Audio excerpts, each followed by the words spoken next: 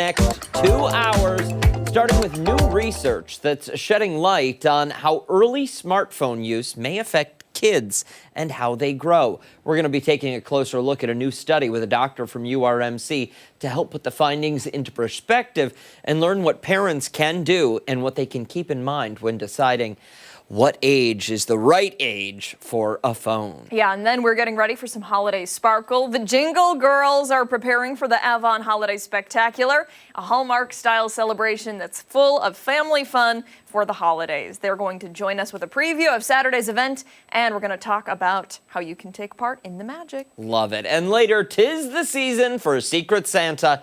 And if you're looking for a memorable gift, then we have got you covered. This morning, we are breaking down some of the best and absolute worst Secret Santa surprises you can pick up this year for that special someone or that someone you especially do not like. Yeah.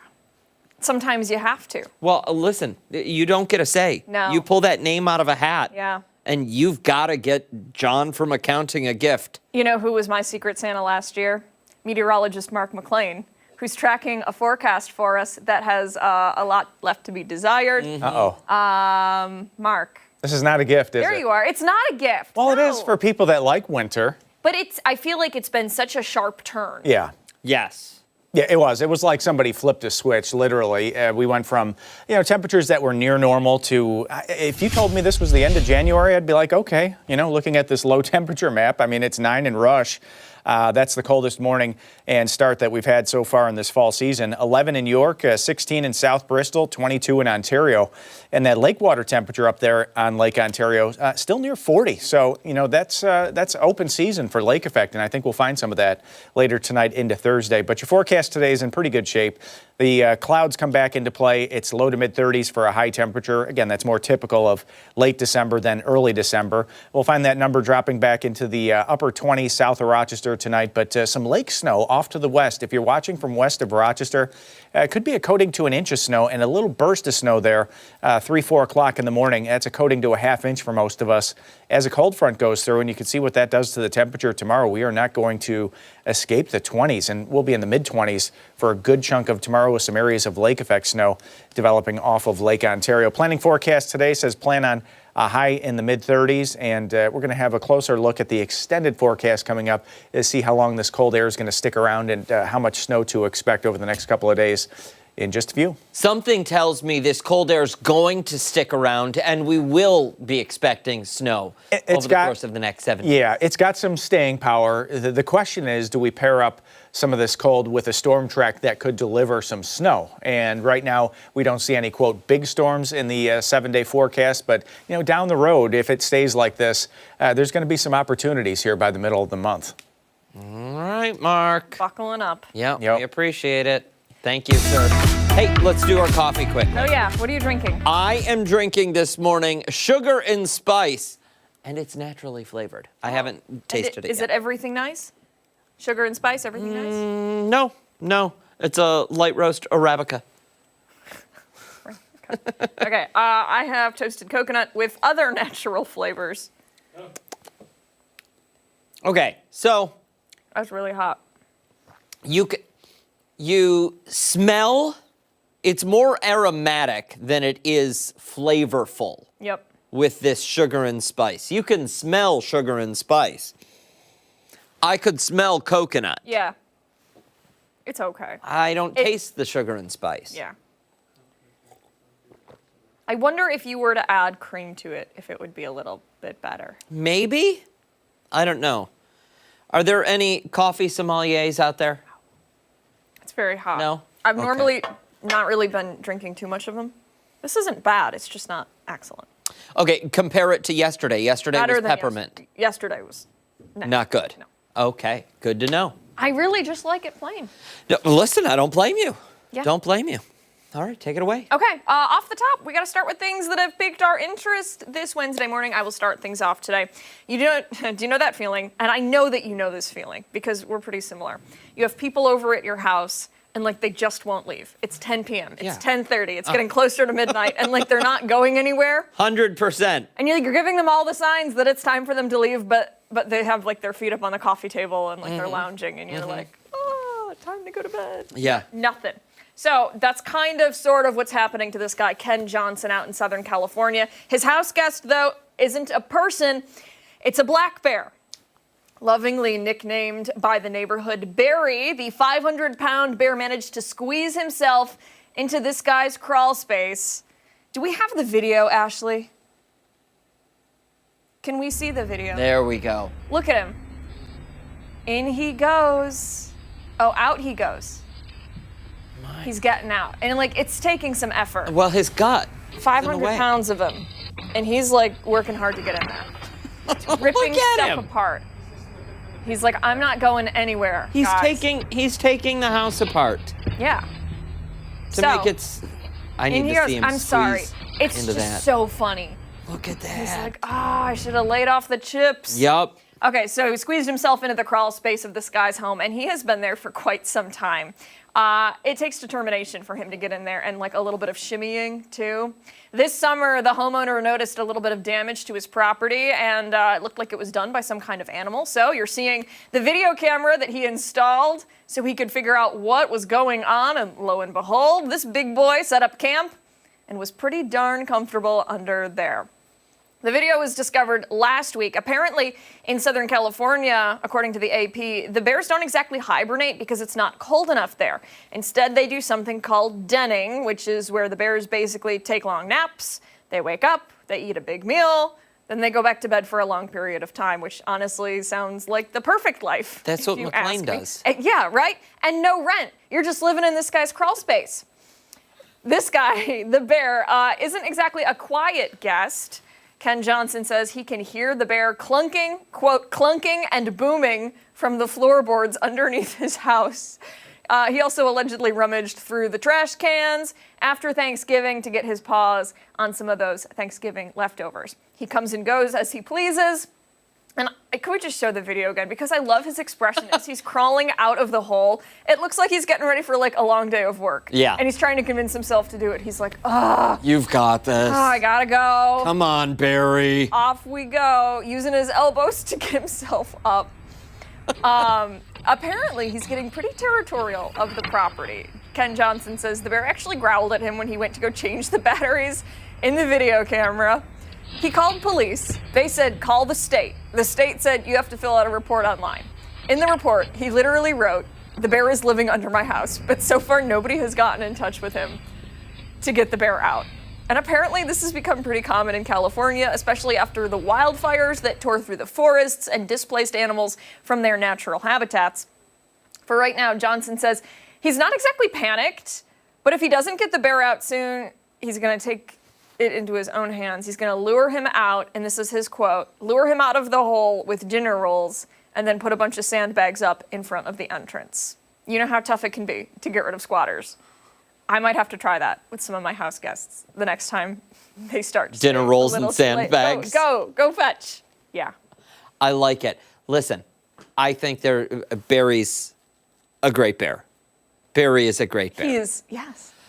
I feel bad for Ken because it's kind of like things are up in the air right now. I got a bear living in the house. And like, I mean, Don't let your dog out. yeah. And also, you know, growling, like, it's That one might thing be to a little. like, oh, look how cute, whatever. Yeah. But like the second he growls, I'd be like, you gotta Yeah, while go, you're changing Barry. batteries. Off you go. Yeah. Too much. Not a fan of that. No. I just think I'm it's appreciative, hilarious. though, that there's no access to underneath the house from inside the house. Oh, yeah, absolutely. Yeah. You for know? sure. I like that he hears all the banging I know. below him. That I was thinking about that earlier when we were talking about how loud you walk and how we could hear it in our IFBs earlier. I was thinking about that clunking and booming around. It's kind of like People know I'm coming down the hallway. There's no That is denying for it. sure. All right, let's move along to mine. For my off the top this morning, I want to talk about this past weekend. We were all gathered around the table on the fireplaces over the weekend, enjoying Thanksgiving, those leftovers, maybe a drink or two or three. But one little guy in Virginia took the holiday spirit a little too far. Meet my new best friend. He's a masked bandit. A raccoon. There, okay, well. I mean, you'll see in a second, who broke into ABC Liquor in Ashland sometime between Friday and Saturday night, drank too much and passed out. And when I say he broke in, I mean he literally fell through a ceiling tile. He ransacked the shelves and helped himself to the bottom shelf scotch and whiskey. That's going to leave a bad hangover. It is. This little guy was on a mission, but he got the job done. And by the time the employees opened the store on Saturday, they found him passed out just like that, right on the bathroom floor. That looks like Mark after last weekend. And honestly, if you've ever worked retail, this might be the most relatable customer you've ever had. Animal control came in, they scooped him up. They said he was, quote, very intoxicated. They took him back to the shelter so that he could sober up and sleep it off and maybe make some better choices moving forward. After a few hours, no injuries, no signs of a hangover other than shame, he was released back into the wild with a warning. And yes, that is apparently an actual thing. They warn these animals, don't do it again. And if this sounds familiar, that's because just a couple of months ago, we told you right here about another raccoon who was in the news. That one was found in a dumpster wedged between the health department, do you remember this? I do. And a moonshine distillery after eating fermented fruit. Amazing. A public health nurse literally performed CPR and saved this little guy's life. At this point, raccoons are living wilder lives than at least me. But back to the liquor store bandit. I love this story because we see it every holiday season. Not raccoons, but people overdoing it, pushing their limits. And apparently that now includes wildlife. The shelter summed this all up perfectly. They said the raccoon showed zero signs of injury other than poor life choices. And honestly, put that on a t-shirt. So as we head deeper into the season, let this serve as your reminder, Abigail. Drink responsibly, my friend. Don't break into the liquor store. Don't fall through a ceiling tile. And if you must pass out somewhere this week, please make sure it's inside your home, not again on the front lawn. Your neighbors don't need to see that. That has never happened. Oh my gosh. I love that little guy. Sprawled out 1,000,000%. on that bathroom You know, floor. I understand the raccoon that ate all the fermented fruit because, you know, fermented Fruit, sure. But this guy, he was like, no, this Yeah. is what I want. Yeah, I I want- want what's in this container right here. In these booze bottles. Yes, he Yeah. knew. He absolutely knew. Oh, 100%. And I fully support it. Something tells me this raccoon probably knew what this place was based on garbage that was nearby B. and thought to himself, yeah, I've had that Captain Morgan stuff before. Yep. I need to go a little bit more expensive, though. You know what he needs? Cup of coffee, a greasy breakfast sandwich, Ooh. a liquid IV, Yep. and water throughout the day. He'll In feel a better. couple of hours. Yeah. Yeah. Yeah. Time. He'll be all right. Absolutely. Oh my gosh, I love that it. though. I want that on a just the raccoon spread out on the ground. We can make that happen. That's what I want for Christmas. We can make that happen. Amazing. Hey, stick around. We've still got so much more to come right here on ARC Rochester, including when we come back. We're checking in with Chris Lopez, who is live this morning, continuing to help the Pirate Toy Fund reach that goal of 30,000 toys. And don't forget, take us on the go wherever you are. We're streaming live on the 13 Wham YouTube channel and foxrochester.com. We'll be right back.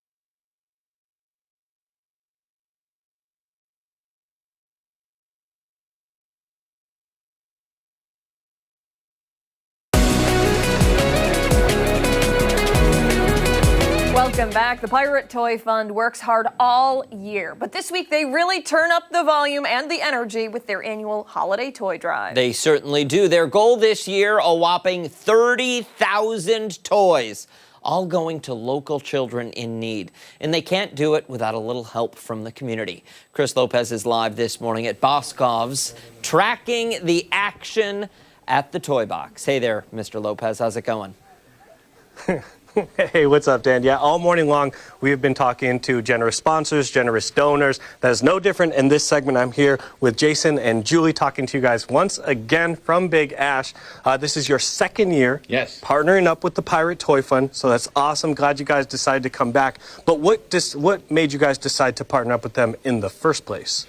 When we met with Otto at a gathering, it was an amazing way to change so many lives at once and just like, turn toy into joy. It was just a really good feeling and it felt right. So we do things that feel good. And does it give you guys a sense of community to be brought into something like this? Because really everyone knows who the Pirate Toy Fund is and what they do. And to be a part of that, how does it make you guys feel?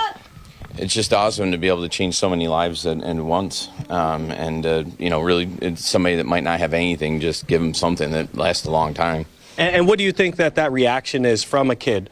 They get a toy. You guys have kids, so you know firsthand the reaction, but to kind of have that reaction be a little bit elevated, right? They're going through something really tough in their life. We actually talked about it on the car right here with our kids, and we want them to understand the importance of donating and helping other individuals and helping these kids be, happy and, like you said, bring light into a darker time of their life. So. And that you bring up a really good point, to have kids give in to other kids. We have Caden over here who's going to push the cart in a few seconds. Not yet, good sir. I know, that's that. But kids like Caden give in to other kids. What do you think that almost like mentally, what do you think that does for them?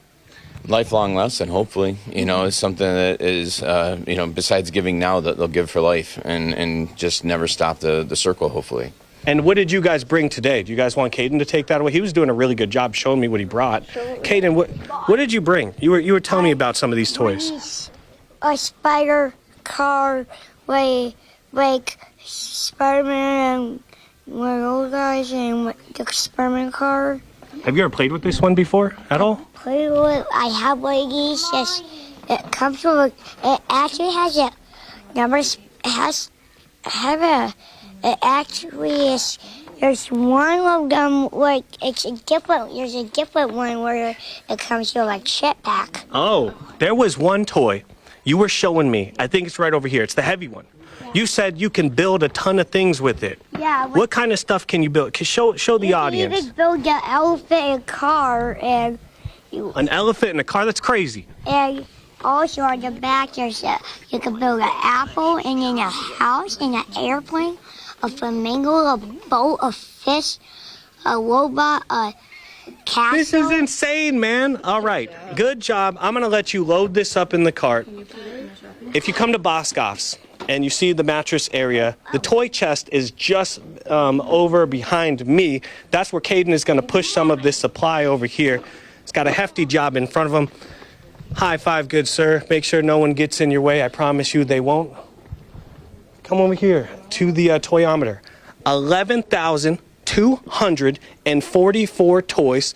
Adding a little bit more in the next minute or so. Then we got about 1,000 toys donated, I think, at about the 7 o'clock hour. So that number's, I'd say, roughly around 12,000 or maybe a tick over. Trying to get to 30,000 for the 30th year anniversary. We can do it. Scan the QR code. Come to Boscov's. Go to Wegmans. Go to Mark's Pizzeria. You name it. You can donate. You can help. And we can get to that 30,000 K toy mark. I'm going to send it back to you guys in studio. We got Uno Mas, one more hit coming up for you guys on Arc Rochester. Good stuff, Mr. Lopez. Thank you, Chris. Thanks. And we will be live with the Pirate Toy Fund for the rest of the week. If you want to help them reach their goal of 30,000 toys, you can drop them off at any of the drop-off locations listed on your screen. And don't go anywhere. When we come back, it's time for weather trivia. Meteorologist Mark McLean will join us after this.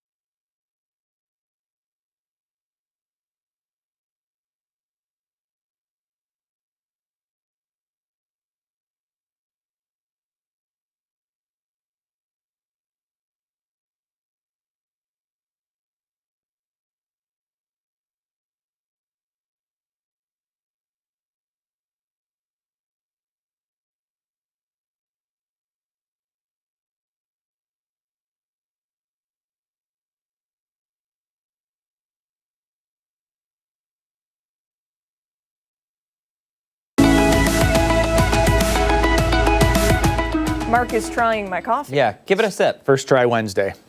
Yours is what? Coconut. Actually, Coconut. the smell is. Yes. It smells good. They've got great aromatic notes. You don't taste it. No, the taste doesn't hit like the smell. No. Like you expect a different taste. Listen, Like a little more coconut. I'm not a big fan of coconut, but I wanted to be hit by some coconut here. as long as the caffeine hits, I don't care. Right? Well, that's where this guy's. All right, we've got weather trivia. McLean is with us. Yep. What are we talking about today? We're talking about. We're going to flip the switch on this one, okay? We're having our coldest morning so far of late fall. Okay. Talking about the anniversary today of the warmest day in December for Rochester. Ooh. Okay? So basically train your Good brain memories. train your brain to this. How warm could it get in December? So this would be our all-time warmest day on this date in 1982. Did it get up to 68, 72, Wow. 76, or 78 degrees? In Now, that was an interesting year. That was an El Nino winter. By the time we got to Christmas, it was warmer here than it was in Florida. Oh my gosh. Wow. Yeah, it was weird. And I'm going to make that a weather trivia question as we get closer to Christmas. so we Otherwise, just I would have have to told you remember the that exact answer. temperature. Yeah. I mean, that's quite a spread. You've got 10-degree differences Yeah. up there on the board. And I didn't want to throw something unrealistic up there either. I mean, you could put a 90 up there or something, or 50. Listen, 78 sounds unrealistic. Yeah, that would right? be way out of bounds. I mean, our normal high is 42, right? So, I mean, any one of those temperatures by itself is like 4 or 5 standard deviations. What above was the normal. rest of December like? It was that very year? warm. Yeah, that was a very warm December. Very warm El Nino throughout. can go that way, and this is strong El Nino season. 82. Yeah, usually it wipes out a good chunk of winter when we get a pattern like that. Where were you? So we used to go down to Florida for Christmas, and we got down to Florida, and I can remember the conversation. I was like 5, 6, whatever I was, and it was actually it was warmer back home than it was the morning that we woke up down in Tampa, Florida. Oh, Isn't that crazy? That is crazy. wild. Right? All right. That's just the way it goes. Well, answer it. It's on Facebook, people. We also set the coldest temperature in the history of Florida for Daytona Beach in March when we went down there on vacation. Really? I think it's your fault. Yeah. It's definitely like Doom this and gloom magnetic McLean thing. bringing that cloud with him everywhere he goes. Can you imagine Caught a little couple of 5-year-old tropicals. Mark? Took the Probably family not down to here. Disney, got hit by a tropical storm that developed 24 hours. Really? Oh my gosh. It's a lot of fun.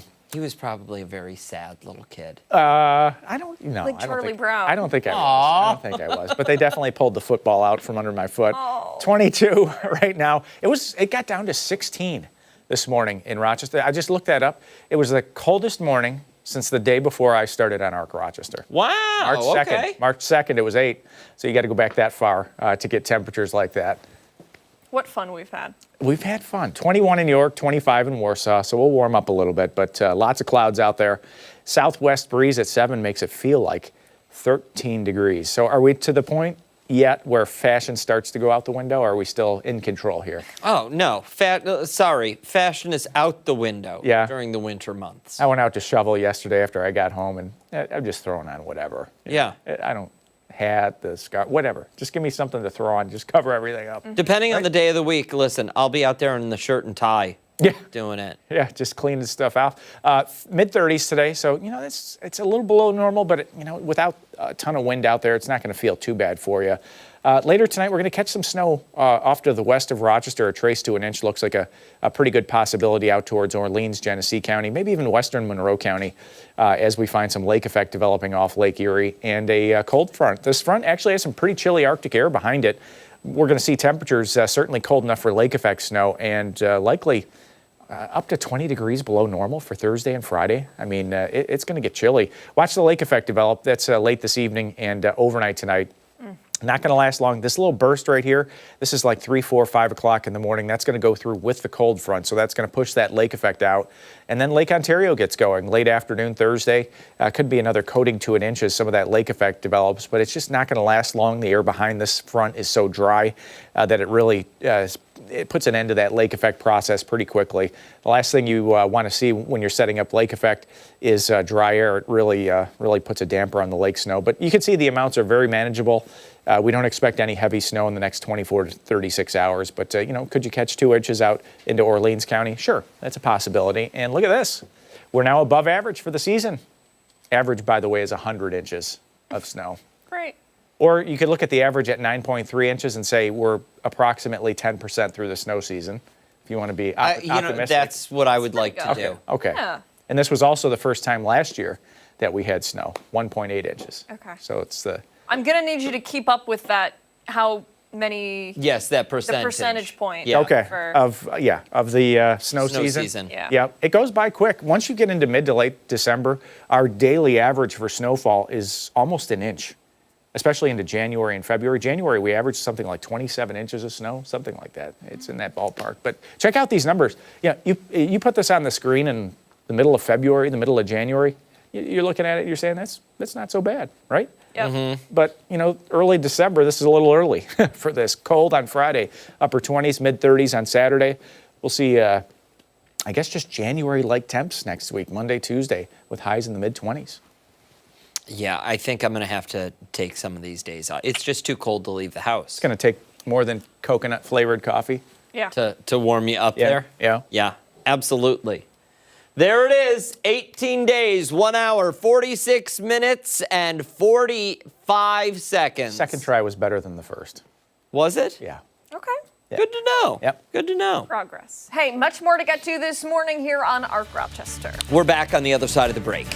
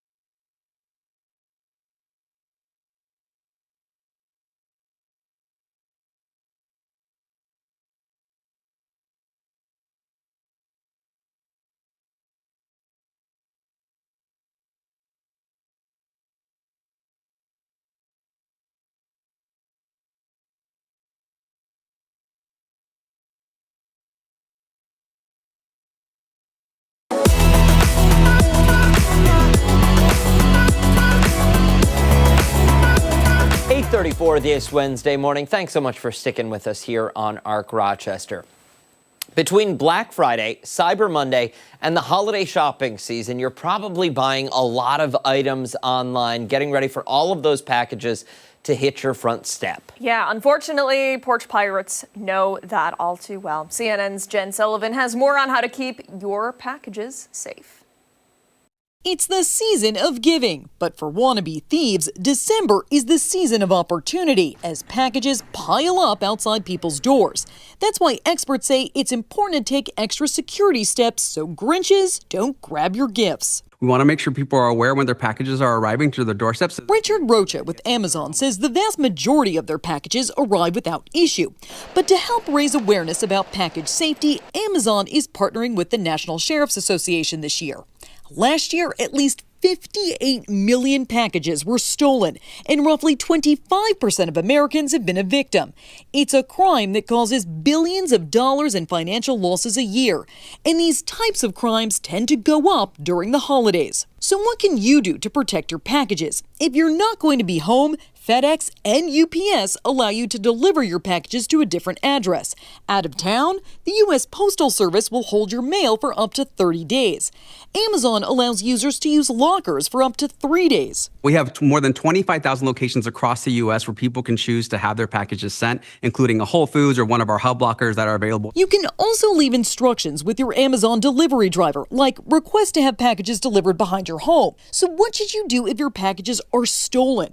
Rochester says call Amazon customer service. And security experts say most retailers will send you a new item, but they are getting stricter. You should also file a police report. And while security cameras can help catch the thieves in the act, law enforcement recommends not engaging with the thief. For Consumer Watch, I'm Jen Sullivan.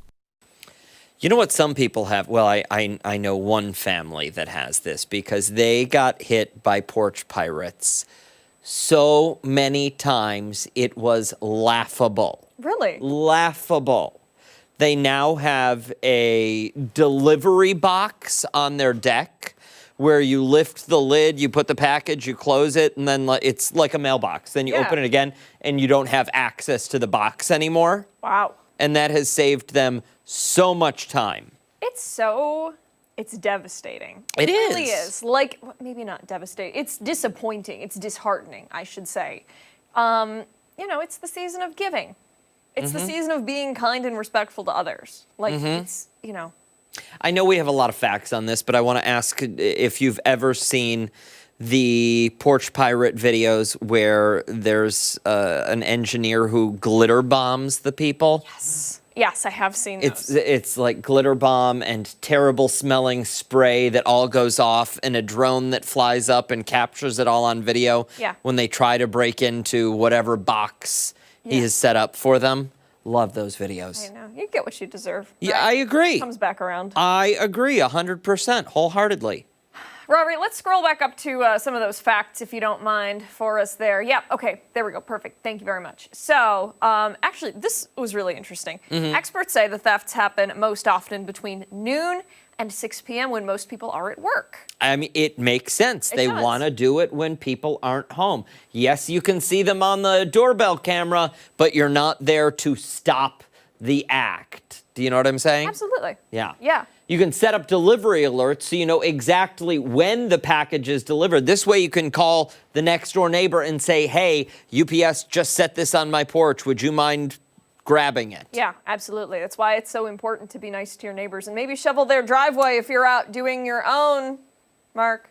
The Postal Service, by the way, can hold your mail until you stop by to grab it, which is very good to know. That's good advice. Also, like you just talked about, lock boxes, those bins that lock that you can put right on your porch and maybe communicate with the delivery drivers to simply put it in there and leave it be. Doorbell cameras that record, those are often very beneficial. Something you can certainly turn over to police when you say, hey, the package is missing from my front porch. And if it's something that's super, super valuable, you can request a signature for that delivery. Absolutely. Suggestions are to try Amazon lockers instead of leaving packages unattended. You can choose an Amazon locker location that's available near you so you can pick it up at your convenience. Do you remember? Okay, so Sam Carter proposed to his then girlfriend, now wife.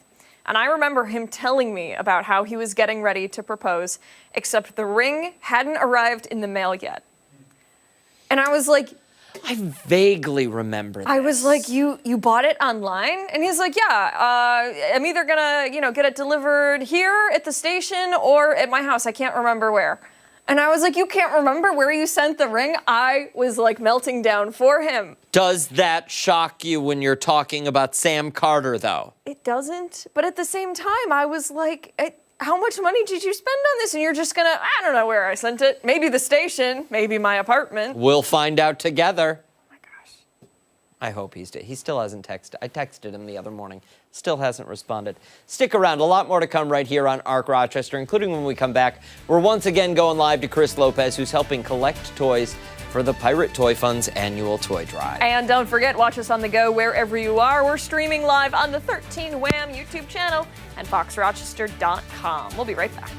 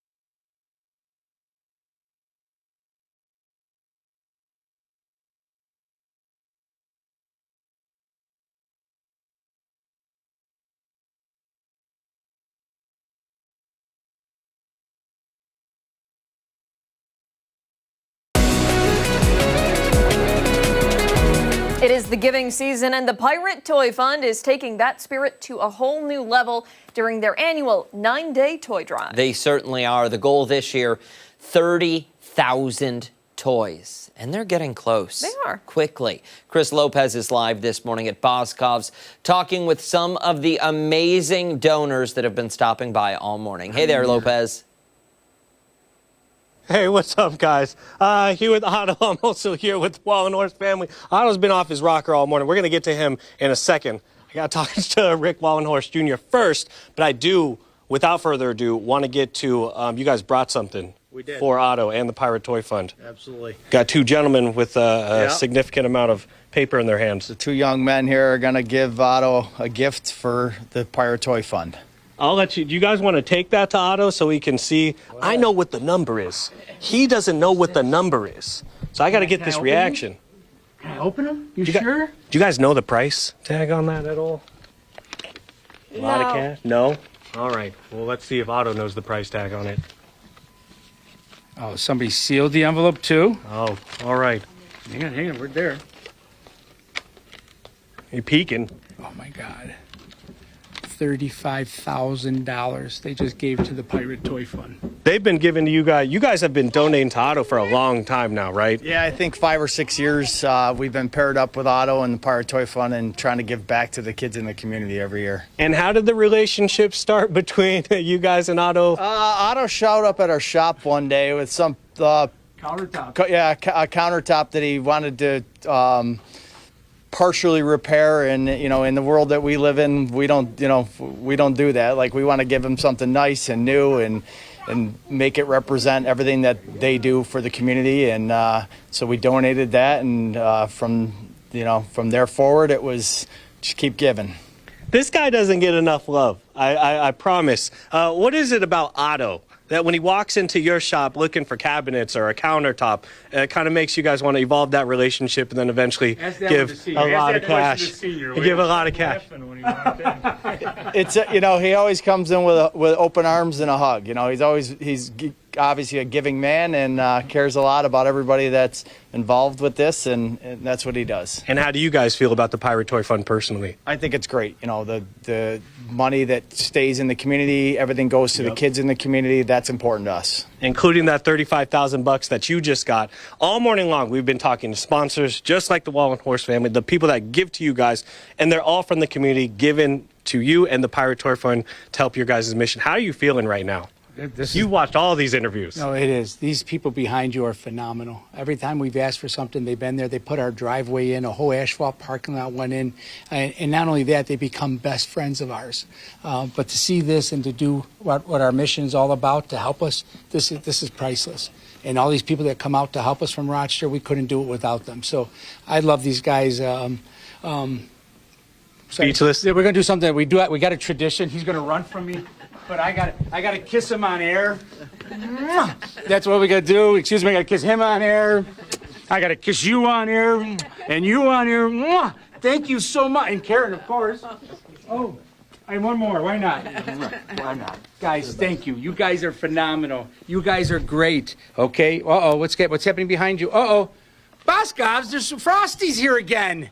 A lot of love going around this morning. Otto, where are we going to be at tomorrow? Tomorrow we're going to be down at the Aquinas Institute on Dewey Avenue, and then Friday we're going to be at Connect on Dewey Avenue or Mount Reed Boulevard in Greece. It's going to be cold. I'm going to be cold. You won't back at home, but you guys can help. I don't know what's going on. Okay. You guys can help us get to that 30,000 toy goal. I promise. You can scan that QR code. Ton of places you can go to donate toys.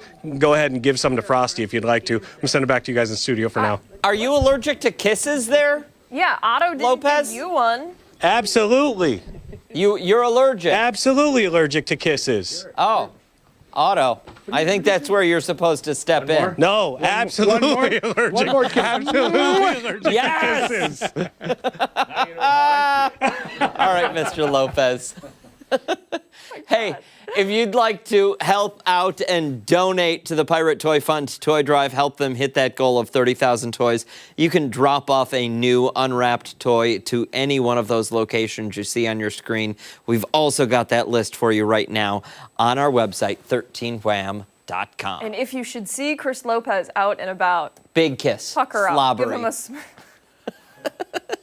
When ARC Rochester returns, we are learning more about a new study. It's shedding light on how early smartphone use may affect kids as they grow and develop. We'll get a doctor's take coming up on the other side of the break.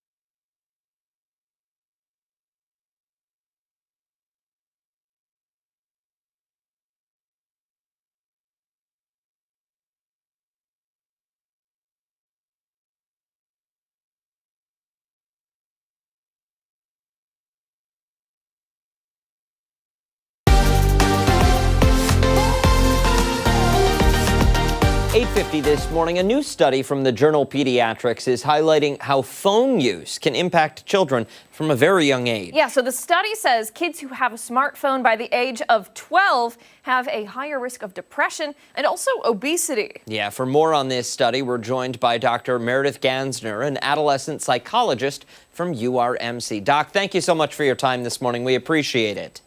Of course. Thank you for having me. Absolutely. So there has been a debate, I think universally and globally for several years now. How young is too young to be giving a smartphone to a child? And then more recently, we saw flip phones start to make a comeback trend. We're giving them to, some members of the elder community, and parents want their kids to have those because it's just access to mom and dad when you need it and not to everything else on the World Wide Web. So answer that question for me as best you can. How old what's the right age? That's the $1,000,000 question, right? I mean, I think if I could have $1 from every person who also asked me that question, that would be wonderful. It's a hard one to answer, and I wish I could give a straight black and white, this is the exact age, but it is more complicated than that. This study is a great one. It is drawing from the ABCD study, which is a study that looked at kids over many, many years, tracked different metrics and brain development and health outcomes. And so because we've been following these kids over time, we've been able to use the data collected in the study to come up with some really interesting observations about what happens when we give tech and specific types of tech to children starting at different ages. And this, again, as you said, provides an increasing amount of evidence that giving tech to kids under a certain age can lead to greater likelihood of certain health outcomes like obesity and depression. And I think it isn't saying that these things are causal, that giving a smartphone to a kid under the age of 12 or at 12 is definitely going to make them more likely to be obese or to have depression. But it should give us pause when we're giving kids under that age phones, because we do know that smartphones lead to prolonged sitting, lead to poor sleep, all factors that can easily be causal of depression. We know that those are connected to adolescent depression. And so it is really imperative that as adults, as teachers, as clinicians, that we're all working with our kids to teach them how to use phones responsibly and tech responsibly if we are going to be giving it to them devices under the age of 12 or 13. Very interesting. And so I think the depression element of this conversation may be a little self-explanatory, right? We talk all the time about cyberbullying and imposter syndrome and, what's the word? Like goals that are unreachable, right? And when it comes to the obesity side of all this, I'm interested to know more. Do you think it's because maybe kids aren't running around outside as much, or, they're not participating in sports or anything like that because they're so sucked into the devices? Yeah, certainly. This is not the first study to have highlighted a potential link between excessive screen time and development of different health outcomes related to sitting, right? Like obesity, sometimes musculoskeletal strain, eye strain. There are definite physical risks in addition to mental health risks from being on a phone all the time, right? Because we're all just sitting on phones like this all the time. And it is really hard to run with your phone. I mean, I don't know many people that run with their smartphone on treadmills. So it's just harder to be active while one is using one's phone. And remember, these devices and the apps that are for these devices are created for us to try to spend as much time on them as possible. That's what they're designed for. And so especially for people with developing brains like 12 and 13-year-olds, it's going to be even more difficult for them to tear themselves away from the devices because their brains are still forming. And they also don't really understand the potential consequences of spending your time glued to a phone for, hours and hours at a time. So, Doc, what is the fix here? Do parents, when they make the decision that Johnny and Susie get smartphones at whatever age, are there strict guidelines around timing that need to be put in place and maintained in order to prevent any of these negative outcomes? Certainly, different organizations like the American Academy of Pediatrics have guidelines that recommend certain amounts of use. Generally, it's recommended, 2 hours a day. But that said, that is really hard. I mean, it's really hard for even adults to figure out how much time we're online for or on our phones for. And B, we know that kids now need phones and technology to do things like engage with their friends or participate in school. And so it's tricky to really focus on just, a 2-hour limit and only that. So I think what's most important is that we work from a very early age. I'm talking like 5, 6 with kids about how they engage with technology, how they feel when they use technology, and start talking to them about responsible use of technology, like not using your phone to make yourself feel better if you're feeling down, or not automatically turning to your phone when you're bored, things like that, and just being more aware of our own relationship with technology so that we're not sacrificing important health outcome or health needs like good nutrition, good sleep, exercise, and going on technology instead of those things. We're running low on time here, but just one quick thought. Do you think that avoiding the iPads or the tablets when they're little can kind of maybe prevent some of that cell phone addiction when they get older? Great question. I think, yes, that's definitely a part of it, but I also, I'm putting a little bit more pressure on parents out there, myself included. I think parents also need to be more mindful of how we engage with technology and what we're modeling for our children when we're on our devices all the time. I think when kids see that, and we know later on in life, if they've seen their parents on their phones all the time, they're also more likely to develop problematic technology use. So that's something we also have to consider. Gotta set the example. Doc, thank you Great. so much for your time this morning. We greatly appreciate it. Oh, my pleasure. Stick around. We still have a lot to get to this morning on ARC Rochester. We're back after this.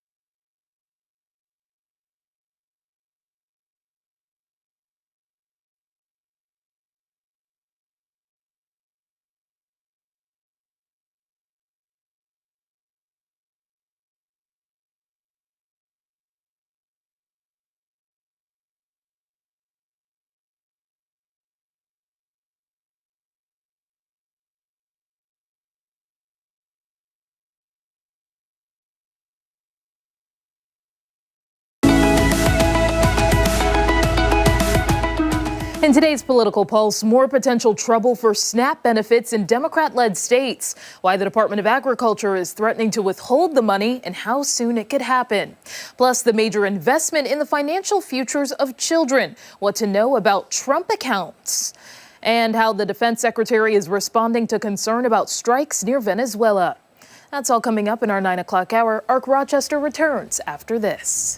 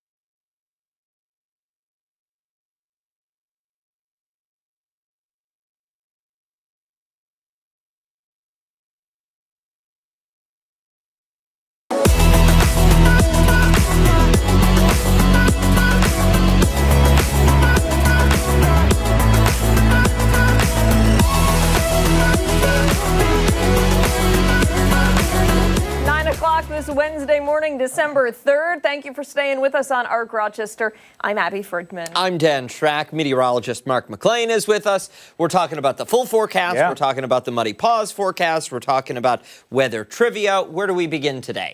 We'll start with the trivia. Okay. And you're going to want to warm the car up out there, right? It's a cold morning for Western New York, especially for this time of the year. We have temperatures in the teens and 20s out there.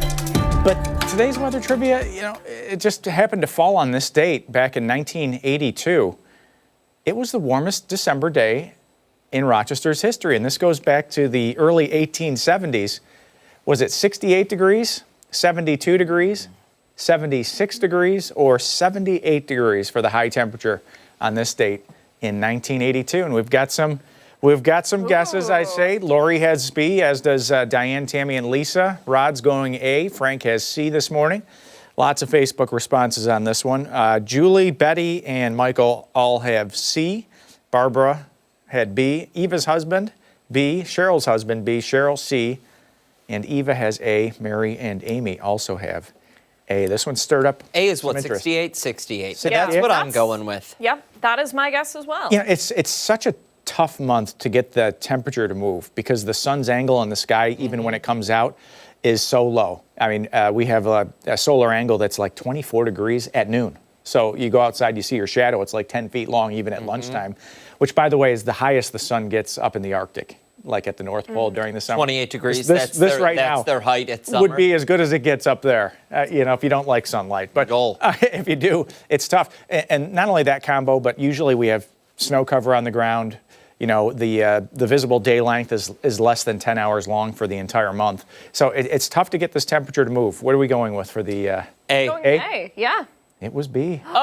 It did get into the 70s. Oh my God. Wow. Yeah, that was a struggle. But there was a lot of things going for it that year. It was an El Nino year. Not only was it an El Nino year, which is where the equatorial Pacific Ocean is slightly warmer than normal, more than 2 degrees above normal, down towards, so that extra heat gets into the atmosphere, flows our way, and sometimes that can boost up temperatures a little bit. But that was back on December 3rd in 1982. Yeah. 43 years ago. It was a weird Christmas, if you remember that Christmas, and we'll talk about that later this month. But Muddy Paw outlook, come on. Oh, look at that, What sweetheart. a stinker. Look at that. Marie, today's dog of the day. There we are. Looks pretty good today. There is that snow from yesterday, obviously, so you probably have the towel for that. But tomorrow, the morning especially could have a little snow around. We may catch some lake effect during the afternoon, too. But Friday, Saturday look okay. Sunday, we're going to see some snow showers around as another cold front comes on. Marie looks just like a great little lady. What do you think what are we waiting for in this picture? I would guess a treat. A treat of some kind? See, I'm thinking this is just how Marie is. We walk up, we kind of sidle up to our human, and hey, I just want to be around you. And Indy will sit like that for Kim. Yeah. Treat or no treat. Yeah, I just need to be near you. Yep. Especially while she's They have cooking. a person. They usually pick one. They like the rest of the family, but they always have their Velcro person. This is why we don't deserve dogs. We do ask for pictures, though. 13wham.com/chime-in. QR code on the screen right there. Scan it. We've been getting some awesome holiday pictures. And it started back on Halloween. Yeah. Right?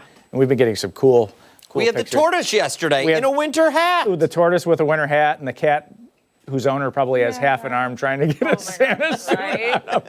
Unbelievable. It was a cold start. It was 16 this morning in Rochester. You have to go back to March 2nd to catch something as cold as that. It was in the single digits in Rush, and some of the wind chill temperatures this morning also in the single digits when we started out the day. And we did start with a little bit of sunshine. Now it's just plain old clouds and 23. So it does feel like it's about 16 degrees when you walk out there. There's the cloud cover coming in from the west, and that's out ahead of the next cold front, which is back in the northern Great Lakes. That's in a hurry to get here. It's going to arrive just before sunrise tomorrow morning, so it's in a hurry to get here, but it doesn't have a lot of moisture to work with. This is a very dry system that's moving our way. We'll catch some lake effect off of Lake Erie, so it's that southwest wind. Buffalo's going to get a couple inches of snow tonight. Areas west of Rochester, like a coating to an inch of snow, but there's the front tomorrow morning. When that goes through, that's going to keep the temperature stuck in the 20s. So it's a cold scenario. The lake snow doesn't last long. Neither does the snow with that system. By Friday, we'll get back to a little bit of sunshine. So that'll be pretty nice. Future snow amounts, if you're east of Rochester, you'll see a little less snow than areas west. But most of us, again, will catch that coating to a ½ inch as that front goes through. And then for Thursday afternoon, Lake Ontario producing another inch or so for areas north of the Thruway. It's not going to be an epic amount of snow, but it's one of these winter-like scenarios. You just have to get used to it with the snow brush at lunchtime, kind of at dinner time. Low to mid-30s. We'll see those numbers drop back tonight, back to the mid-20s. That light snow developing west of Rochester. Southwest breeze 9 to 18, and on the 7-day forecast, it's going to be colder Thursday, Friday. Not anywhere near record territory, but I would certainly say well below normal. 42 is the normal high temperature, 29 the normal low temperature, and we're already seeing a period that's locking into almost like a midwinter pattern. Now, what we don't have on there is big storms. Okay, we're not in the storm track right now that's favorable for that. By the middle of next week, there may be an opportunity or two for maybe a more moderate-sized system to pass through the area. We'll see. If you're looking for a real warm-up, just go to the sponsors. Go to Lisa's Liquor Barn. Pick something up. That raccoon at the start of the show, right? Oh, man. Wasn't he great? He's got your hookup. Great. Yes. Yeah, that was unbelievable. I mean, it's definitely going to feel festive, Yeah. right? You're just going to have to bundle. I like it when it's like this early in the season, because before Christmas, it's like it gives you a little extra boost, towards the holidays. It's when it's like this in March. How does this give you a boost? I just like a little snow on the ground for the holidays. Oh, okay, okay. That kind of thing. So, yeah. The festive. Do we think that the cold weather will last into the spring? So one thing that can happen when you get, now I'll tell you. No short answer here. No short answer, but one thing that can happen when you get early season snow cover down is it starts to push the storm track south, because every storm that develops needs two things. It needs heat and moisture. Okay, when snow's on the ground, it pushes those heat sources further south and east, so they can make the weather colder. It's a self-reinforcing process. So now that we have some snow cover down on the ground, you saw the temperatures, they stay in the freezer for the next week or so. If we have another week beyond this week like that, then chances of what you were talking about start to increase, where you get more winter for longer. See, he can't even bring himself I don't to even say know it. what you just said. What did you just say? Yes or no? Yes or no, Mark? Do I think that it's going to be like this in the spring? Yeah. Like for the St. Patrick's Day parade, which is the unofficial start to spring. What's the weather going to be like that? Last year? So we had a winter similar in no. 2009, 2010 to this, and it lasted until the end of March. It went calendar from December 1st to March 31st. Okay. So if this winter plays out like that winter, they're all different. They're all different. There's different factors that influence it. There's an interesting study out too, since we have time, and I know we don't have time, that increased solar activity can contribute to colder temperatures. And we've had a bunch of that lately. We have. Yep. Did you get all that? I didn't. I'm going to ask you again in the break. Yeah. We still have a lot to get to this morning on Arc Rochester, including when we come back, we're looking ahead to a very special Christmas concert happening next week at the theater at Innovation Square. Hey, and don't forget, you can take us on the go wherever you are. Catch Arc Rochester streaming live right now on the 13 Wham YouTube channel and foxrochester.com. Stick around. We're back on the other side of the break.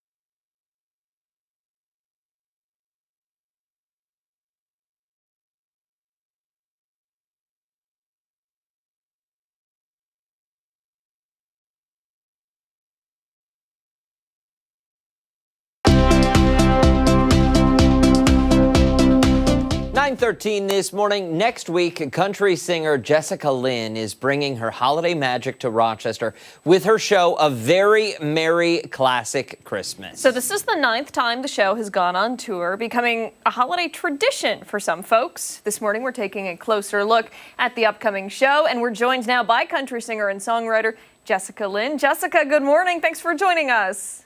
Good morning. Thank you for having me. This is such a cool concept, and I love the fact that it is becoming a classic. Give us an overview of the show and the performance itself. So this show is very unique in the fact that we use local performers, choirs, singers, dancers, musicians in every single city that we tour the show to. And this show doubles as a toy drive for Toys for Tots. So at every single location, we are raising funds and toys. And I'm really proud to announce that this year we've officially become a national corporate sponsor of the foundation with over $100,000 worth of toys donated. Wow, congratulations. That's really incredible. Jessica, quickly, I have to point out the obvious. We're looking at your picture and it looks a little bit shaky and a little bit Are you on a moving tour bus right now? I am. Okay. We're about to load in at our Hagerstown, Maryland show for tonight. You're not driving though, right? No, oh God. Imagine? I can imagine. That's the thing. Oh my God. That's the thing. This is so neat, and I love that you're using local talent as well. Give us some examples of performers that you have used in the past. Oh my gosh, in every single city we have marching bands, choirs, a cappella groups, all types of dancers, Irish dancers. It really is truly a spectacular. There's always something happening. We bring in a ton of special effects. It snows in the theater. There's all types of surprises that I won't ruin at the moment. And the show is full of just all of the classic holiday songs that you know and love. You can sing along to the entire set list. I imagine bringing in those local groups, some of that local talent certainly helps with ticket sales. But I would also imagine from your perspective that it's pretty incredible to be performing with different talent so frequently. It is. The show never gets boring because it's always different in every single place. I work with all of the schools almost up to a year in advance. We send videos back and forth and audio recordings, and that's how we prepare for each and every show.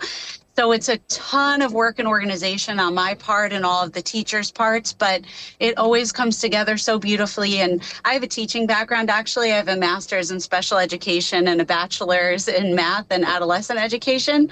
So I've always loved working with kids, and it's really special to get to combine these two loves, music and children, together for this particular tour.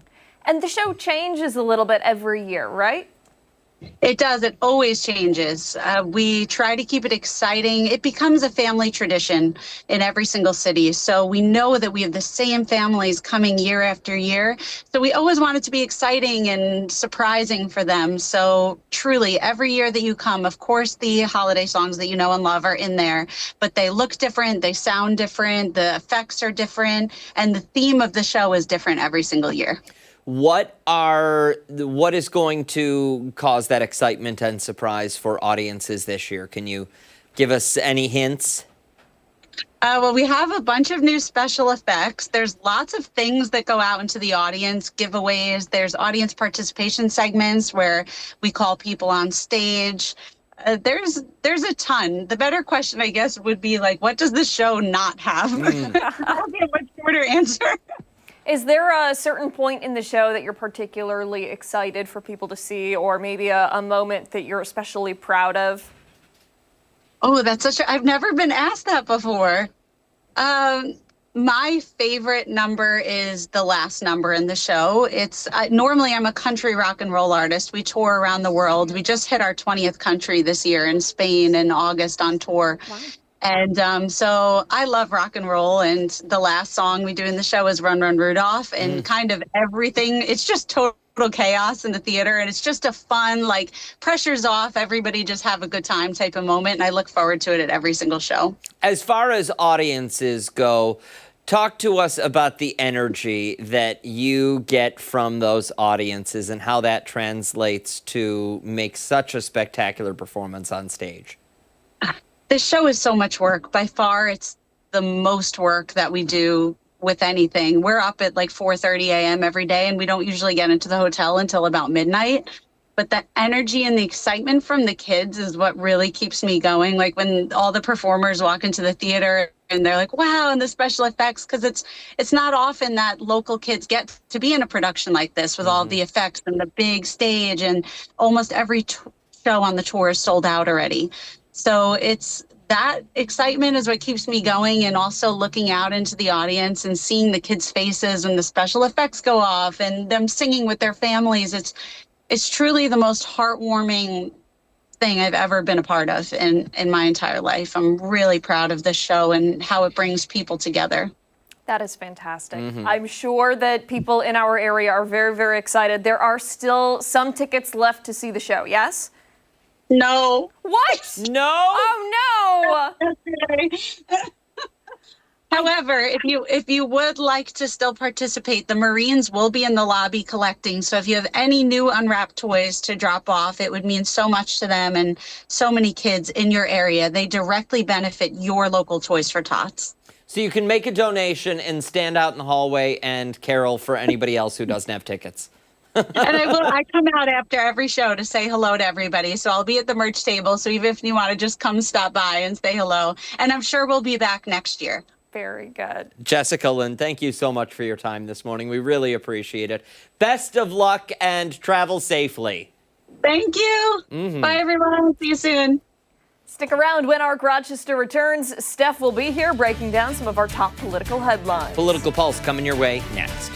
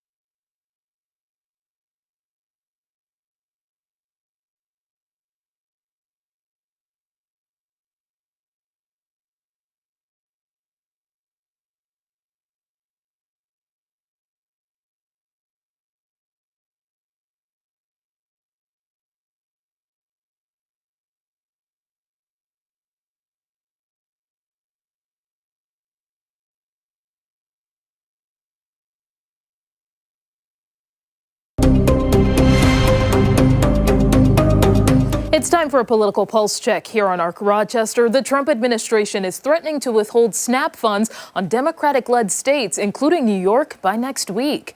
Now, back in February, the Department of Agriculture requested that states share information about recipients, including immigration status, with them. Secretary Brooke Rollins says this was to address fraud in the program. According to her, mostly Republican states complied, but those led by Democrats refused. Several states did sue the Department of Agriculture to block the release of this information. A federal judge issued a temporary hold last month. Now, if states don't adhere to the department's ask, funding could drop. Governor Kathy Hochul is reacting to this announcement in a post on X. She said in part, quote, "Why is the Trump administration so hell-bent on people going hungry?" Now to a major donation toward a new initiative from President Trump that gives children a financial boost. Billionaires Michael and Susan Dell are putting $6 billion toward Trump accounts. The investment accounts were introduced under the One Big Beautiful Bill. The Treasury Department would deposit $1,000 to every newborn U.S. citizen if their parents open an account. That gets invested in the stock market to grow. Any U.S. citizen born in January of this year through the end of December 2028 will be eligible. The money from the Dells will go toward $250 deposits for at least 25 million kids under age 10 born before this year. The accounts are set to launch next year. That money can only be accessed once the child turns 18. Trump accounts will be the first, I guess you could say, real trust funds for every American child, allowing family members, employers, corporations, generous donors to contribute money that will be invested and grow over the course of a child's life to be used for their benefit. Now to growing backlash over Defense Secretary Pete Hegseth and his role in controversial strikes on a suspected drug boat near Venezuela. Now those strikes happened back in September. The initial hit destroyed the boat, but another was reportedly carried out to kill 2 survivors of that blast. According to a recent Washington Post report, this was to comply with an order from Hegseth to kill all passengers. However, Hegseth says he only watched the first strike, claiming he did not see survivors. He also did not stick around to see the second strike happen, claiming instead that Admiral Mitch Bradley made the call on it. So I moved on to my next meeting. A couple of hours later, I learned that commander had made which he had the complete authority to do. And by the way, Admiral Bradley made the correct decision to ultimately sink the boat and eliminate the threat. Now, as you heard there, Hegseth is standing behind the admiral who carried out the strike. Some lawmakers on Capitol Hill are concerned international law may have been violated. They are not satisfied with Hegseth's response. Others claim the administration's policies are keeping the country safe. Ultimately, Hegseth trying to shift the blame and make Admiral Bradley the fall guy ought to be reason to ask for his resignation or fire him. He should be gone. With regard to the latest question that you all been raising, that the Senate Armed Services Committee, which is going to look into and get the facts on some of the events that have happened down in the Caribbean, that we will get those answers in due time. A Pentagon investigation of Signalgate seems to have wrapped up. Sources tell CNN lawmakers received the Pentagon Inspector General's final classified report on Secretary Hegseth's use of the messaging app. A declassified version with redactions is expected to be released tomorrow. The investigation ended in September. You may remember that back in March, The Atlantic said Hegseth shared details about military operations in Yemen via Signal. The editor was mistakenly added to the chat and even posted screenshots. This latest review was meant to show if the defense secretary broke any laws. Well, a new city will soon see more National Guardsmen, New Orleans. It's unclear how many troops will be sent or when. Republican Governor Jeff Landry requested up to 1,000 troops in September to fight crime. Local police, however, say crime is down. Landry expects the National Guard to arrive in 2 weeks. They would be deployed through Mardi Gras. Congressman Troy Carter, who is a Democrat, says the deployment is a political stunt that causes chaos. Be sure to stay with ARC Rochester for your top political headlines. We are back after this.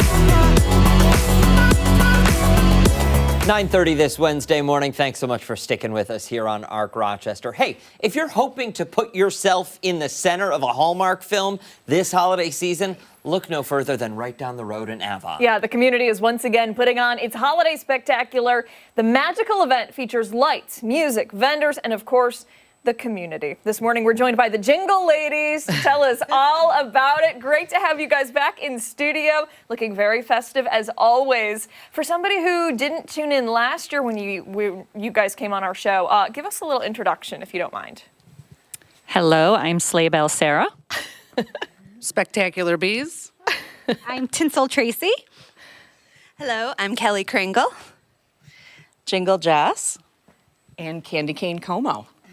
And contrary to popular belief, you are not singers. No. They're not. We try to be sometimes, but there no. was a lot of confusion last year. Yes. I was like, are they going to sing? Why Yes. aren't they singing? So, yeah, not singers. So for someone who may be unfamiliar with the Jingle Ladies, tell us about the Jingle Ladies. Yeah, so we are a group of volunteers who love the holidays, who love Hallmark movies, and have decided that why couldn't Avon have its own Hallmark moment? So we created this event about 8 years ago. It's completely free or low cost for people to attend, and we have a ton of amazing things for kiddos to do, adults to do. So any age, any income level, we have something for everybody. How much work goes into putting this on every year? Quite a bit. Yeah, quite a bit of time. Like, are you already getting ready for next year?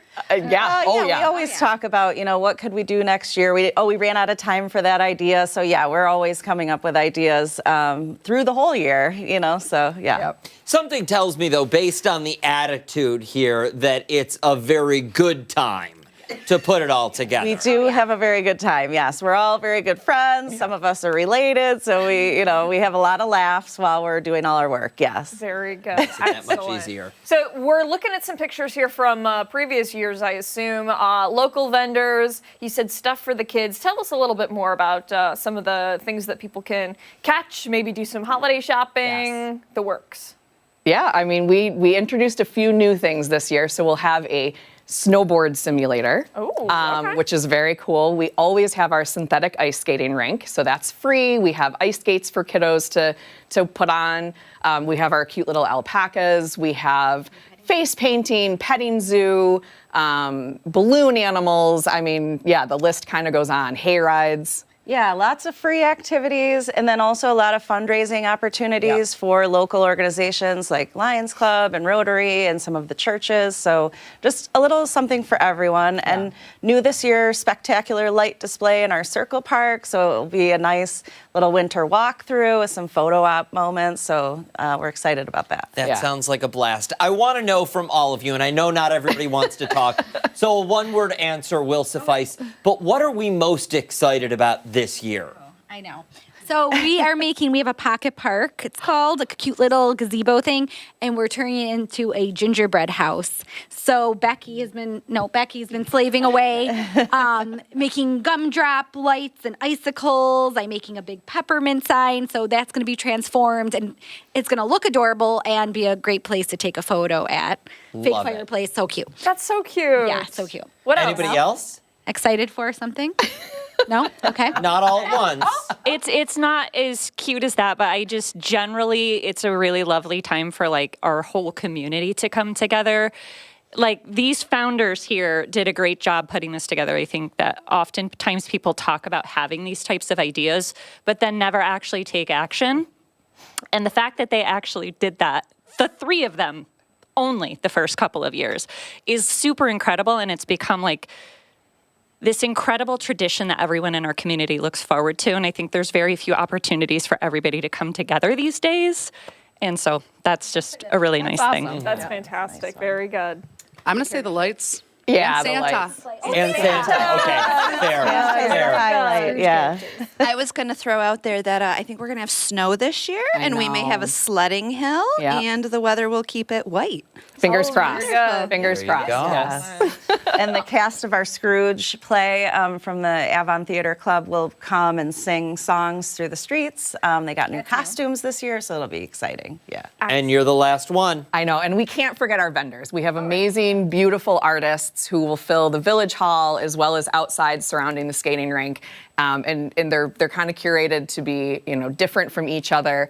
And just true artisans. So we're very excited about that too. It's amazing how much is free with this this whole ordeal. How are you guys funding it? Yeah, oh well, there's a lot of fundraising opportunities. The town and the village are amazing. So Avon really gets behind the community. So we have huge support from them. We have support from a lot of our farmers. Howlett Farms is a very big supporter. Mulligan Farms, Lefebvre. So, and we were very blessed this year with a donation from a previous resident of Avon who helped fund this light display. So that is really kind of bringing us to that next level. Yeah. Really incredible. Okay, for somebody sitting on the couch who's now decided they need to go, they need to show up. When, where do we need tickets? Do we literally just park and get out of the car and go? Yeah. Yeah, so it's Saturday, December 6th from 2 to 6 p.m. is the main events. That's when all the activities and the vendors will be there. 6 p.m. we have we call it a mini light parade. Santa comes to the Pocket Park, reads "'Twas the Night Before Christmas." We light our Christmas tree. And then at the Avon Park Theater at 6:30, we have a free family concert with Bob's Brothers Band, and that goes till about 9. So it's on our Genesee Street Business District. There's overflow parking at the Avon School, and we have a shuttle that brings people down. So yeah, it's you'll see it out in the streets No when tickets no required. tickets. Love it. Yeah. Show up and have fun. Yeah. Show up and have There's fun. free food. There's food in different locations. Yes. too. Okay. Chili, mac and cheese. Yep. Yeah. Very good. Donut trucks. Coffee. Something for everyone. Yeah. You got it. Yeah. Very nice. Yes. Thank you all so much for coming in this morning. We appreciate it. Thank Best you. of luck. Again, disappointed nobody sang this time around. But I know. it's all good. 2 years in a row, Abigail. 2 years in a row. Hey, don't go anywhere. 9:36 this morning. A lot more to come here on ARC Rochester, including when we come back. It's time for this morning's Spatchcock Fun. Yeah, and don't forget, watch us on the go wherever you are. We're streaming live right now on the 13 Wham YouTube channel and foxrochester.com. Stick around. We're back on the other side of the break.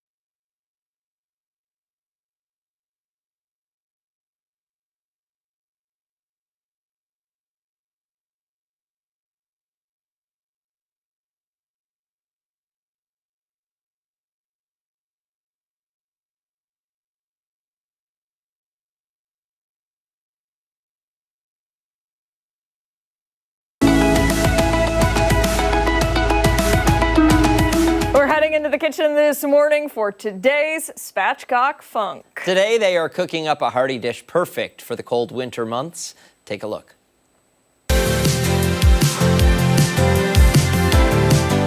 Yo, Spatchcock Funk, and we're here to party it up, making one of our favorite dishes of all time. This is seafood gumbo. Now, gumbo is a dish that can feed a lot of people on not a big budget, as long as you do it right, and that's what we're here to do today. To start the party right, and now we're gonna add the proteins, the best part. So from here, we're about 20 minutes out from being done. So the first thing we're gonna do is we're gonna add 1 pound of raw shrimp that we chopped up. That way everybody gets a bite. 1 pound of drained crab meat. At the same time, we're putting in 1 pound of bay scallops, little cute little baby ones. 10 minutes left, bro. This is the final countdown. Here come our last two proteins. We have 1 pound of cooked andouille sausage. And at the same time, we are also adding 1 pound of already cooked alligator.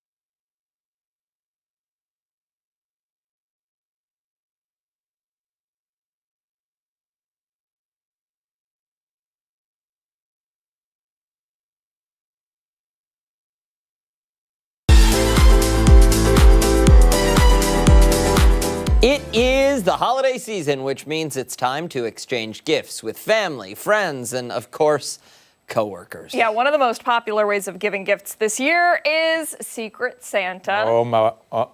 Huh? Where's this going? We're Are we gonna gonna be doing it this year? Huh?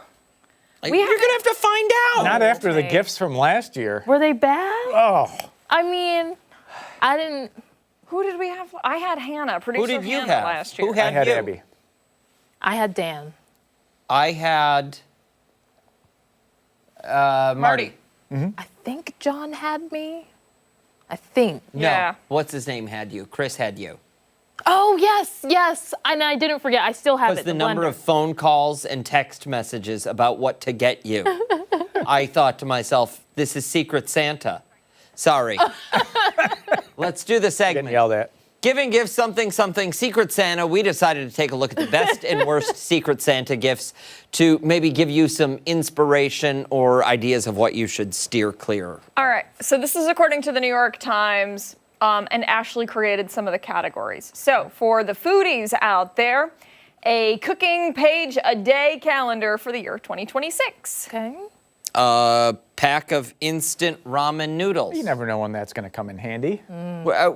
So wait, are we doing this right, Ashley? These are the best. This is according to The best? New York Times. These are the best things to give someone for Okay. Secret Santa. Cup of noodles? I can see that. I swear to you. I mean, if you're desperate, you leave it at your desk at work and, you know. But like, Yeah. there's usually like a money limit. Oh, true. $20. I'm you sure get the ramen a pack noodles aren't of going to cup get of noodles. Well, no, I guess you get a case. a case of them. okay, so yeah, all right. Yeah. Okay. Something perfect for Mark here, a nose and ear hair trimmer. Well, all the hair had to go somewhere.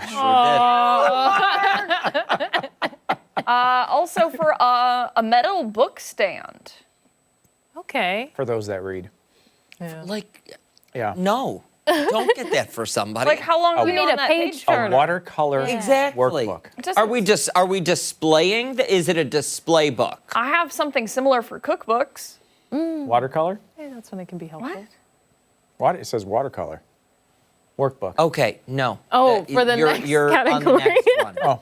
For the creative Oh, for person the in your creative life, people. a Okay. watercolor workbook. Ah, gotcha. Oh. Also, a 30-second dance party button. Yes, Now that's okay. got Dan written all over it. Well, I have suggested these things. They're a little bit pricey, but we did get one, actually a couple for some kids that we have in our family. And when you hit the button, it's a German voice that comes on and says, "It's time to jingle those bells."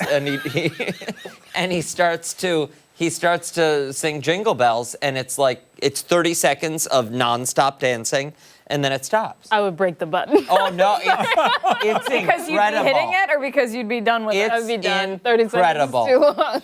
I love it. Get one. Oh my gosh. Highly recommended. All right, for the artsy person out there, a retro point-and-shoot camera phone converter. That's pretty cool. Yeah, that's different. Or you could just get them a point-and-shoot camera. Well, there's that. Yeah. There is that. Well, this one's only $25. Primary color cubes. Apparently, these are hot items. Why? Put it on your kind of Like a like, paperweight? those things that you would see all Like the a kaleidoscope? Yeah. That's $30. Why, Ashley? I couldn't tell you why. This is just the list. Okay. Ooh, I like the next one though. All right. What's the Oh, next yeah, one? that's Yeah, for the earth lover, the window bird feeder. Seen a lot of these pictures up on social media. These are cool. I like Yeah. these when they have little cameras built in, so you Yeah. can watch the birds when you're not there. It's so cool. Yeah, these are all good. Was that you pecking? Do it again. She can't. She goes like this. I like the next one Ridiculous. too. This is great. A grow plant kit is also for the person who loves gardening and earth. It is gift seed tin, my first garden. How much does that say? I can't read it. That is Oh, that's very small. $29.99. Yeah, these are all like $30, right? Yes. Yep. It's not so bad. Nice. Okay. Okay. This What is else do we have? For the person with an attitude problem, Or loud voice. high-quality reusable earplugs. Okay. You need those for the morning show. Uh-huh. There's You're also buying them for yourself. For the person who needs deep rest, you get the deep rest. Oh, listen, Mark does not get appropriate amount of sleep. He has to so wake up true. so early, and then he has to fight the I'm- traffic. Yes. I'm Go to bed detecting so a late. level of jealousy here that's rising by the day. Why would you ever think that? I don't know.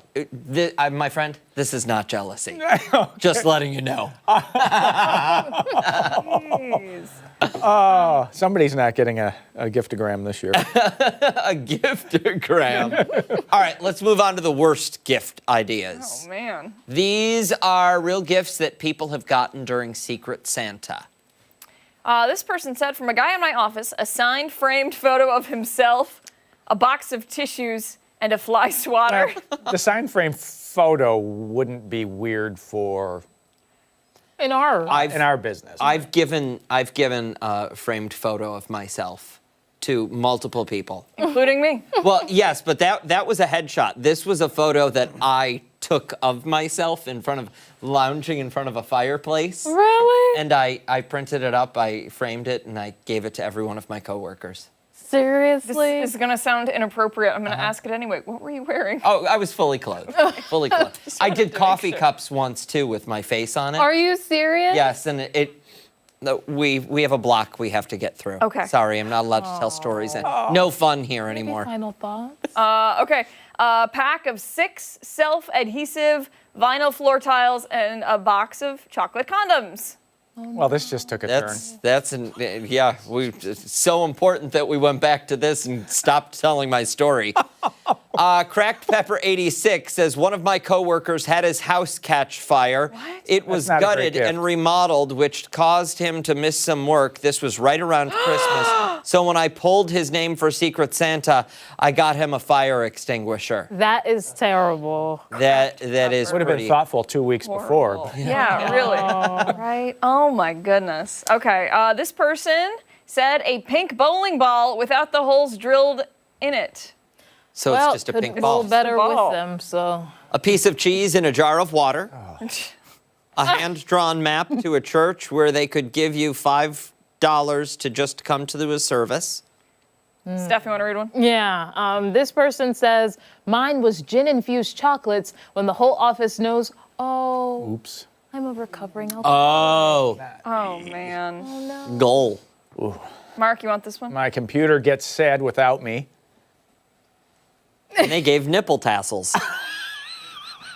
Well, those could be used for all sorts of things. Absolutely. You know? Hanging ornaments. Yes. Put them on the tree. Why not? I got an unmarked CD in a little plastic sleeve. On it was 90 minutes of someone making various animal noises intercut with random short snippets of show tunes. Oh my God, that's my old coworker. Oh, No, I'm kidding. I was not. A rotten banana, a singular banana in an opened Ziploc bag.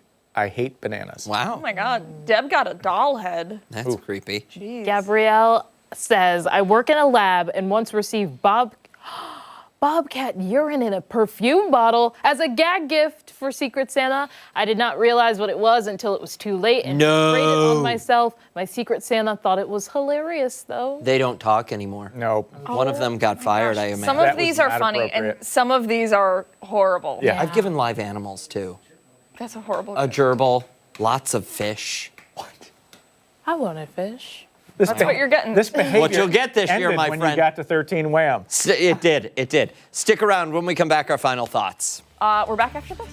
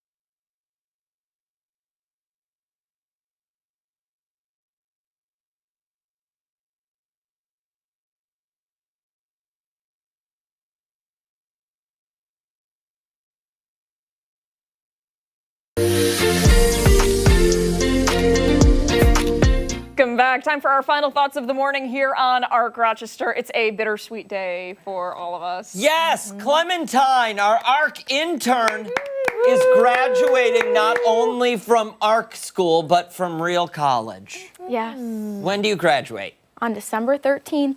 What? Where? From where? What is our degree? I'm graduating from SUNY Oswego, and my major's in broadcasting communications. Very good. Oswego grad. What do you want to do? Do you want to come and work here? Maybe. I don't know yet. Kind of scared her once or I don't twice. know. I know, honestly. But I've never probably yelled apply. at Clementine. Not I yet. yell at everyone. You used to yell at Rory, who was our intern and who is now one of our production works here assistants. now. You yelled at him a lot. I You did. never yelled at Clem. Clementine, this is our way of saying thank you. Thank you very much. Good job. For your months and months of service, and pick up a job application on your way out and make sure you fill it out. Okay. Okay, we make no promises. We're back here tomorrow at 4:57 on what's the other? 13 Wham, That's the other ABC. channel. Much more live local news later today. 13 Wham News at midday. Join Steph and Mark. We'll see you then. Bye.